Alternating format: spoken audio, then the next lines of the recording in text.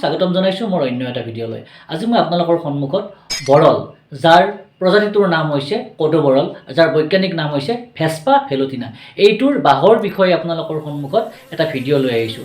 Vespa ভেলোটিনাই যেতিয়া আপোনালোকৰ ঘৰত বাহ সাজে, যাক অসমীয়া ভাষাত বৰল বুলি কোৱা হয়, তেতিয়া আপোনাৰ মোৰ যথেষ্টখিনি অসুবিধা হয়।